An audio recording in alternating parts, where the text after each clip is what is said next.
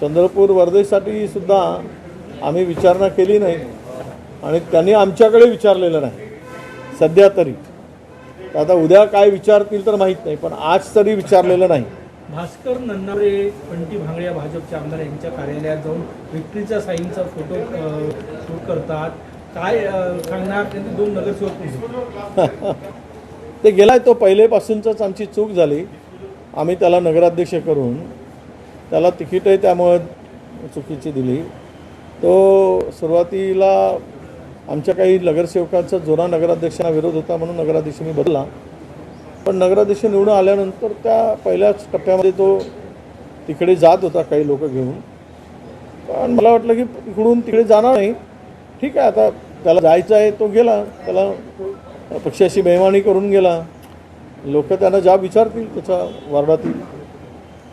महाराष्ट्रात कांदा दराचा मुद्दा तापलेला आहे आणि या संदर्भात महाविकास आघाडीचे आंदोलन सुद्धा सुरू आहे. महाविकास आघाडी आता आंदोलन या उन्हात करते आहे शेतकऱ्यांना न्याय देण्यासाठी, शेतकऱ्यांच्या हक्कासाठी. कांदा उत्पादक शेतकरी तर गेलाच, आता काय हाल होतील त्या बिचाऱ्यांचे. मुद्दल काय लावलेला खर्चसुद्धा निघत नाही आहे. कवडीमोल भावाने कांदा विकला जातो आहे. कालचा तर रेट म्हणजे ट्रान्सपोर्टिंग धरल्यानंतर 50 पैसे उरलेत 1 किलोच्या मागे, 50 पैसे. म्हणजे सगळा खर्च वजा काढून. यामुळं शेतकऱ्यांचा जीव घेतात हे सरकार. महायुतीचं सरकार म्हणजे शेतकऱ्यांना उद्ध्वस्त करणारं आणि शेतकऱ्यांचा जीव घेणारे सरकार आहे. हे आता लपून राहिलेलं नाही. येऊ द्या, पुढच्या ज्या काही निवडणुका येतील त्यावेळेस मात्र 100% माझा शेतकरी बळीराजा याचा बदला घेतल्याशिवाय राहणार नाही, हा पूर्ण आम्हाला विश्वास आहे. विधान परिषद निवडणुकीमध्ये नागपूर जिल्ह्यात काँग्रेसचं संख्याबळ कमी आहे, नगरसेवक कमी आहे. अशा परिस्थितीत बिनविरोध निवडणूक करण्याचं आवाहन महसूल मंत्री आणि पालकमंत्री चंद्रशेखर बावनकुळे यांनी केलेलं आहे. काँग्रेसची काय भूमिका आहे? नाही, असं बिनविरोध करायचं असेल तर महाराष्ट्राची चर्चा व्हायला पाहिजे. म्हणजे करायचंच आहे तर केवळ चंद्रपूर किंवा नागपूरपर्यंत चर्चा कशी होईल? बावनकुळेजींना आमचं म्हणणं आहे की तुम्हाला बिनविरोध करायचं आहे तर चर्चा करा. ह्या उन्हाच्या तडाख्यात आणि पैशाच्या मारामारीमध्ये कशाला भानगडीत होता? तुमच्याकडे तर भरपूर पैसे आहेत, आम्हाला तर ते काही करताच येणार नाही अशी परिस्थिती आहे. तुम्ही आता जग विकत घेऊ शकता, जगाला विकत घेण्याची ताकद तुमच्यामध्ये आहे. एका मेलोडी चॉकलेटवर इटलीला घेऊ शकता तुम्ही, तर इटलीला घेऊ शकता, तर तुम्ही कोणाला घेऊ शकता. त्यामुळे चर्चा असेल करायची पॉझिटिव्ह तर आमची तयारी आहे. एक गंभीर प्रश्न, खरीपाचा हंगाम 8-15 दिवसावर आलेला आहे, परंतु कर्जमाफी न झाल्यामुळे शेतकऱ्यांना नवीन कर्ज जे आहे ते मिळताना अडचणी येत आहे. विरोधक म्हणून तुमची काय भूमिका आहे? सरकारला काय मागणी करता? हे बघा, मी यापूर्वीसुद्धा सांगितलं होतं, कर्जाचं पुनर्गठन करायचं असेल तर सरकारने मार्चच्या आतमध्ये करायला पाहिजे. मार्चपर्यंतचं कर्ज थकीत होतं, आता ते कर्जमाफी देत आहेत जूनमध्ये. अजूनही GR निघालेला नाही आणि 2 लाखापर्यंत कर्ज माफ होत आहे म्हणून शेतकऱ्यांनी मार्चच्या आतमध्ये कर्ज फेडलं नाही. कारण कर्ज माफ होत आहे, आता कर्ज माफ होत आहे म्हणून कर्ज फेडलं नाही आणि कर्जही माफ होत नाही, त्यामुळे नवं कर्ज मिळत नाही आणि नवीन कर्ज मिळत नसल्यामुळे शेतकऱ्याला हा हंगाम करणं अत्यंत कठीण जात आहे.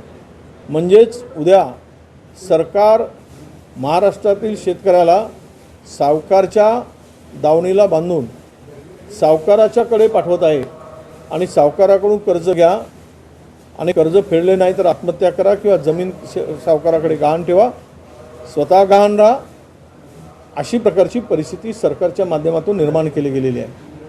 मला वाटतं की थोडीही जरा या सरकारमध्ये नीतिमत्ता नाही असेल तर हे कर्ज जे काही माफ करण्याचा निर्णय होता झालेला मागच्या अधिवेशनामध्ये, त्वरित GR काढला असता. आता 2 लाखापर्यंतचं कर्ज माफ होणार आणि एखाद्या शेतकऱ्याकडे 5 लाख रुपयाचं कर्ज आहे तर त्याला 3 लाख रुपये भरल्याशिवाय तोच 7-12 कोरा होणार नाही आणि तो कर्जातून मुक्त होणार नाही आणि नव्यानं कर्ज त्याला मिळणार नाही. आणि ज्यांना 2 लाखाच्या आत कर्ज आहे त्याची कर्जमाफी झाल्यामुळे त्याला नव्यानं कर्ज मिळणार नाही. अशा परिस्थितीमध्ये महाराष्ट्रातला सर्व शेतकरी ज्याची ऐपत नाही, ज्यांच्याकडे फार परिस्थिती बिकट आहे, असे सर्व शेतकरी आता संकटात सापडलेले आहेत आणि हे संकट शेतकऱ्याच्या मुखावर येणार आहे. ही परिस्थिती सरकारनं निर्माण केली आहे. मुख्यमंत्री म्हणाले की कांदा प्रश्नावर आम्ही उद्या केंद्रासोबत बोलून कायमचा तोडगा काढू. असं आहे, आता कांदा निघून जवळपास 30-35 दिवस झाले आणि व्यापाऱ्यांनी आपले गोडाऊन भरून टाकलेत कांद्याच्या शेतकऱ्याची लूट करून. त्यांच्याकडे कोल्ड स्टोरेज आहेत आणि साठवणीसाठी क्षमता आहे. त्या सर्व व्यापाऱ्यांनी कवडीमोल भावाने कांदा विकत घेतला, कवडीमोल. आणि आता जर केंद्राकडे बोलून कांद्याचे भाव वाढवून घेत असतील तर हे सरकार व्यापारासाठी हा धंदा करते आहे. हाच त्या मागचा उद्देश स्पष्ट होईल. हो, या आंदोलनावर फडणवीसांनी टीका केलेली आहे की हे आंदोलन राजकीय असल्याचं फडणवीसांनी टीका केली. असं आहे, कांद्याला भाव मिळत नाही ते राजकीय असतं, डिझेल पेट्रोलला भाव मिळत नाही ते राजकीय असतं, नीट पेपर फुटतो तो राजकीय असतो, इथे महागाई वाढते ते राजकीय असतं. मग अराजकीय काय आहे हे तरी सांगावं. यापूर्वी कापूस उत्पादकांची दिंडी काढणारे कोण होते तर देवेंद्रजी फडणवीस आहे. ते महाराष्ट्रातील जनतेने पाहिलं, शेतकऱ्याला भाव मिळावा म्हणून ते राजकीय नव्हतं का? डिझेल पेट्रोलसाठी सर्व नेते रस्त्यावर बसत होते ते राजकीय नव्हतं का? गॅस सिलेंडरचा महाग झाल्यानंतर गॅस सिलेंडरचा हंडा घेऊन त्या हंड्यावर बसणारे ते राजकीय नव्हतं का? तर याला आपण काय म्हणावं की जनता संकटात सापडल्यानंतर राजकीय पक्षच ही भूमिका मांडत असतात, दुसरे कोण मांडणार? त्यामुळे त्यांचं बोलणं हे राजकीय आहे असं मी मानतो. आजच्या आंदोलनात त्यांनी एक प्रतिपक्ष केला की काँग्रेसच्या काळात 15 रुपये किलो कांदा खरेदीला जात होता. तेव्हा पण त्यांचं असं म्हणणं होतं की तेव्हा अशीच परिस्थिती होती, 15 रुपये तर किलो खरेदी होत नव्हता. नाही, कांदामुळे वांदे झालेत ना त्यावेळेस केंद्र सरकारचे. तर यांचे वांदे होऊ नयेत असं वाटतं का? म्हणजे तुमच्या काळात झाले तर आमचे वांदे व्हावे आणि यांच्या काळात झालं तर हे खुर्चीवर राजे व्हावेत असं त्याचा अर्थ काढायचा का? ही परिस्थिती येते, या परिस्थितीतून मार्ग काढावा लागतो, शेतकऱ्याला पैसा द्यावा लागतो, त्यांना इन्सेंटिव्ह द्यावं लागतं, राज्य सरकारने पर क्विंटल काही मदत करावी लागते. त्यावेळेस आम्ही केली काँग्रेसच्या सरकारने. कांद्याचे भाव गडगडले त्यावेळेस शेतकऱ्याच्या पाठीमागे आम्ही भक्कमपणे उभे होतो. तरी शेतकरी आम्हाला विरोध या लोकांनी शेतकऱ्यांच्या आंदोलनं त्यावेळेस केले. हे लपून राहिलेलं नाही. हो, काल तुमची जी ऑनलाईन बैठक झाली त्यामध्ये काय ठरलेलं आहे? महाविकास आघाडीच्या जागा वाटपाचा फॉर्म्युला ठरलेला आहे का?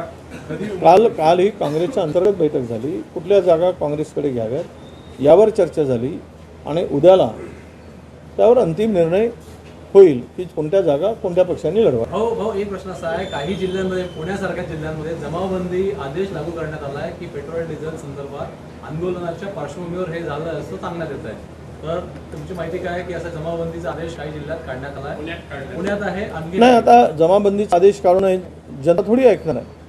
पुण्यातून सुरुवात झाली. शहरी भागामध्ये काही प्रमाणात व्यवस्था मला ठीकठाक आहे.